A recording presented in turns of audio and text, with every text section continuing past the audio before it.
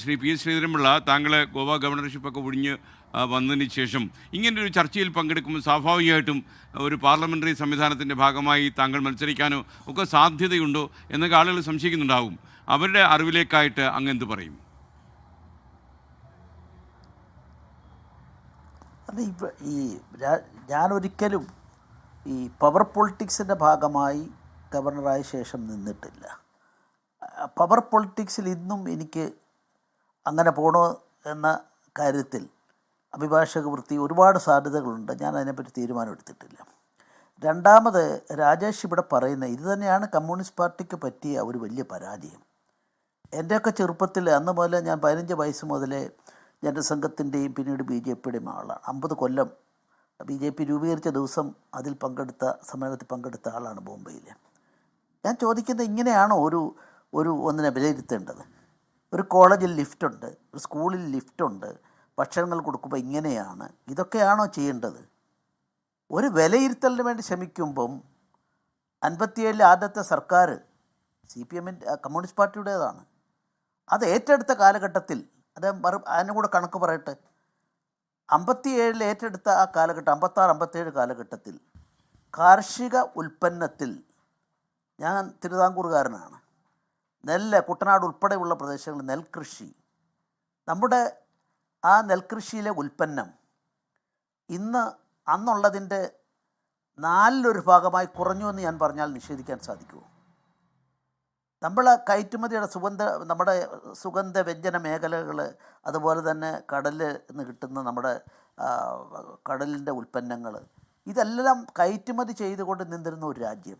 ഇങ്ങനെ ഓരോ മേഖലകൾ എടുത്തു നോക്കിക്കഴിഞ്ഞാൽ അവിടെയെല്ലാം ഉണ്ടായ പരാജയങ്ങളെ വിലയിരുത്തുമ്പോഴാണ് അടിസ്ഥാനപരമായി നാം എവിടെ നിൽക്കുന്നു എന്ന് നമുക്ക് വിലയിരുത്താൻ സാധിക്കുന്നത്.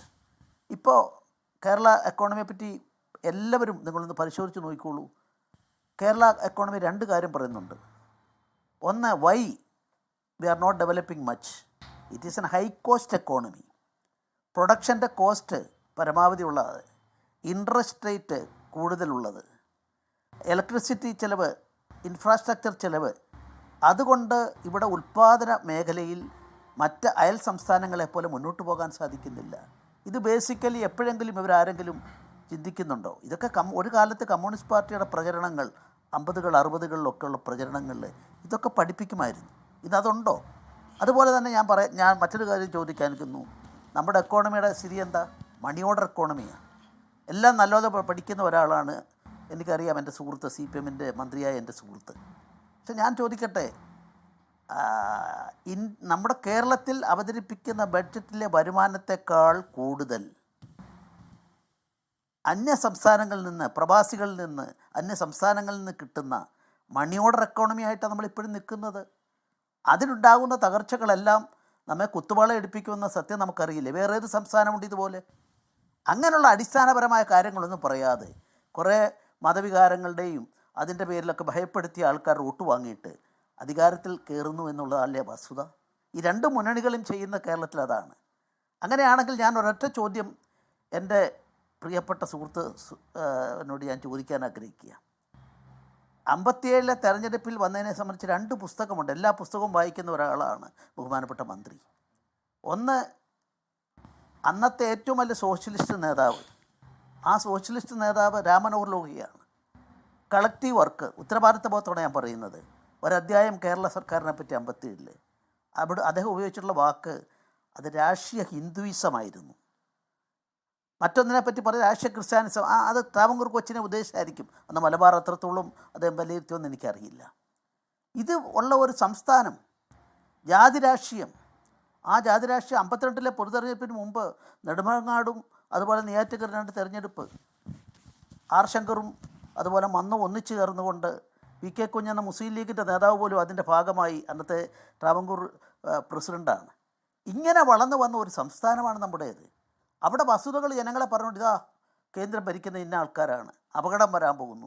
ഈ ഭയപ്പെടുത്തലിലൂടെയല്ലേ 2 മുന്നണികളും അവരുടെ യഥാർത്ഥ അജണ്ട തെരുവിലേക്കും വീടുകളിലേക്കും എത്തിക്കുന്നത്?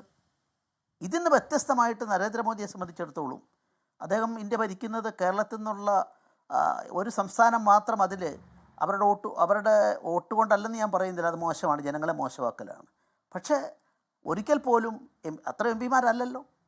പക്ഷെ ഇതെല്ലാം ഉണ്ടായിട്ടും കേരളത്തിനെ വാരിക്കോരി കൊടുക്കാൻ കേന്ദ്ര സർക്കാർ തയ്യാറായിട്ടില്ലെന്ന് നിങ്ങൾക്ക് പറയാൻ സാധിക്കുമോ? ഓരോ മേഖലകളെടുക്കുക, നോമിനേറ്റ് ചെയ്യുന്ന രാജ്യസഭാ മെമ്പർമാർ ആകെ 12, 3 കേരളത്തിലെ പ്രധാനപ്പെട്ട ആൾക്കാർക്ക് കൊടുത്തു. ചരിത്രമല്ലേ ഇത്? അതുപോലെ തന്നെ 3 ഗവർണർമാരെ വേറെ ഏത് സ്റ്റേറ്റിന് കിട്ടിയിരുന്നു. അപ്പോൾ വോട്ട് ചെയ്തില്ലെങ്കിലും നീതിപൂർവം ജനങ്ങളെ കാണുന്ന സമീപനം ഉണ്ട്. ഈ രാജ്യമാണ് വലുത്, രാഷ്ട്രീയമല്ല വലുത് എന്ന് ചിന്തിക്കുന്ന ഒരു കാഴ്ചപ്പാടാണ് ഇന്ത്യയിലെ. കേരളം വ്യതിരിക്തമാണ്. ഞാൻ അതിൽ ദുഃഖിക്കുന്നു, വേദനിക്കുന്നു. അത് മാറ്റാനുള്ള കൂട്ടായ ശ്രമം നമുക്കിടയിൽ ഉണ്ടാകണം എന്നുള്ളതാണ് എൻ്റെ വിനീതമായ അഭിപ്രായം. ലോകത്തെവിടെയായാലും ഏത് സമയത്തും 24 വാർത്തകളും ഓഗ്മെന്റഡ് റിയാലിറ്റി പാക്കേജുകളും എക്സ്പ്ലെയിനറുകളും വിശദമായി കാണാൻ ഞങ്ങളുടെ യൂട്യൂബ് ചാനൽ നിങ്ങൾക്ക് സബ്സ്ക്രൈബ് ചെയ്യാം.